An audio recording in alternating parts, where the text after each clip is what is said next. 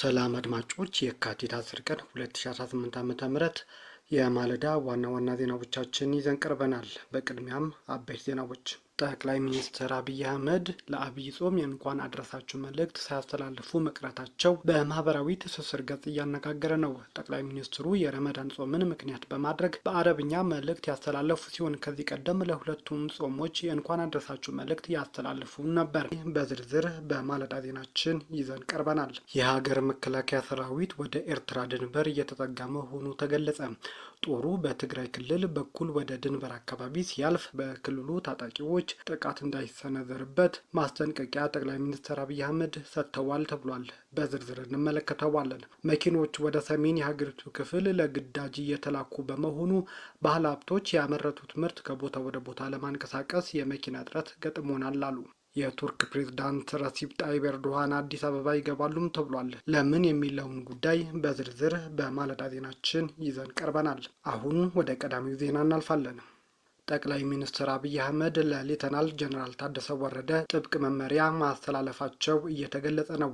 ጠቅላይ ሚኒስትር አብይ አህመድ የትግራይ ጊዜያዊ አስተዳደር ለሆኑት ሌተናል ጀነራል ታደሰ ወረደ በሰጡት አዲስ መመሪያ የሀገር መከላከያ ሰራዊት ወደ ድንበር አካባቢ በሚንቀሳቀስበት ወቅት በትግራይ ክልል በሚንቀሳቀሱ ታጣቂዎች ጥቃት እንዳይደርስበት አስፈላጊውን ጥበቃና ጥንቃቄ እንዲደረግም አዘዋል እየተባለ ነው። ጠቅላይ ሚኒስትሩ ይህንን ትዕዛዝ ያስተላለፉት በክልሉ ሰላምና ጸጥታ በዘላቂነት ለማረጋገጥ እንዲሁም የፌዴራል መንግስት በድንበር አካባቢ ህገ መንግስታዊ ግዴታውን የሀገር መከላከያ ሰራዊት በኢትዮ ኤርትራ ድንበር አካባቢ እንዲወጣ ምቹ ሁኔታ መፍጠር አስፈላጊ መሆኑን በመጥቀስ ነው ሲል መረጃዎች በማህበራዊ ትስስር ገጾቻቸው እያሰራጩ ነው።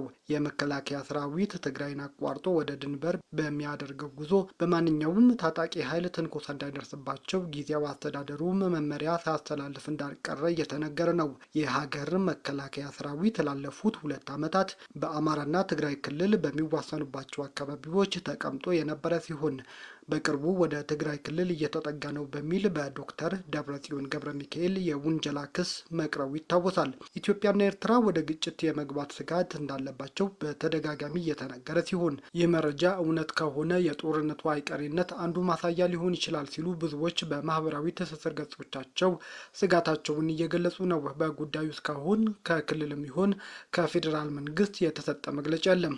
በሌላ ዜና ባለሀብቶች እያመረቱት ያለው እቃውን ለማጓጓዝ የመኪና እጥረት እየገጠማቸው መሆኑን አቶ ጃዋር መሐመድ ተናገሩ።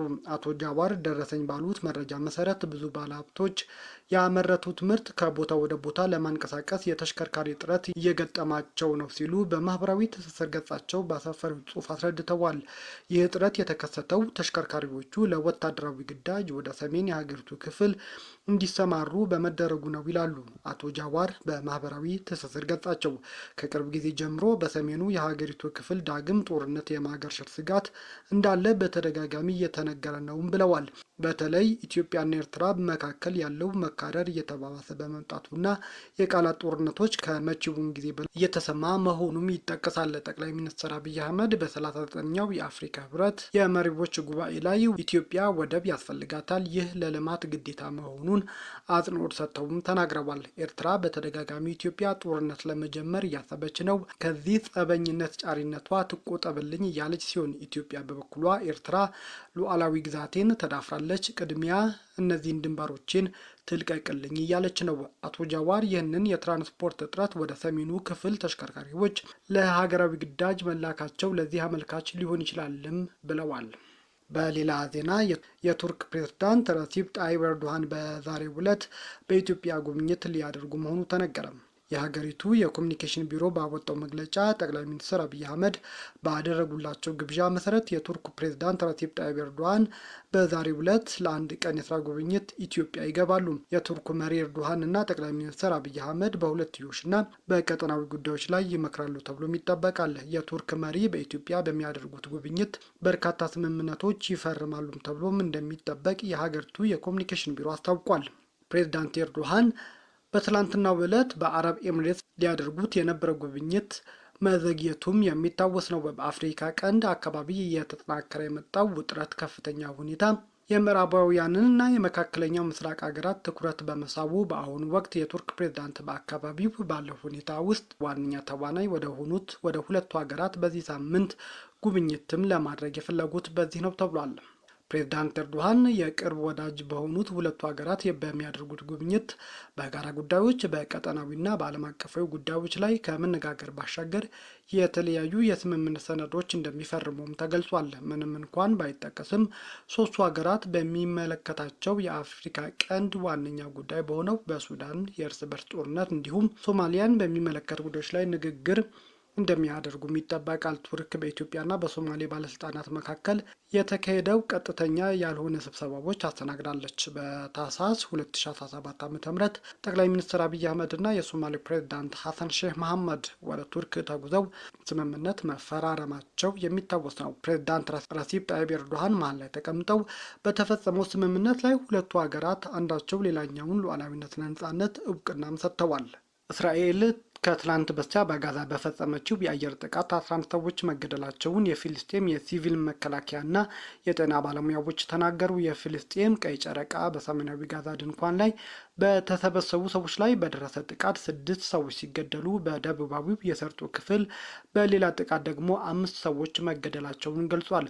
የእስራኤል የመከላከያ ኃይል ከሐማስ ጋር የተደረሰውን የተኩስ አቁም የጣሰ ሽብር ኢላማዎችን ማጥቃቱንና በዋሻ ውስጥ ለውስጥ የእስራኤል ጦር ወደሚቆጣጠርባቸው የሰርጡ አካባቢዎች የዘለቁ ታጣቂዎችን መግደሉን አስታውቋል።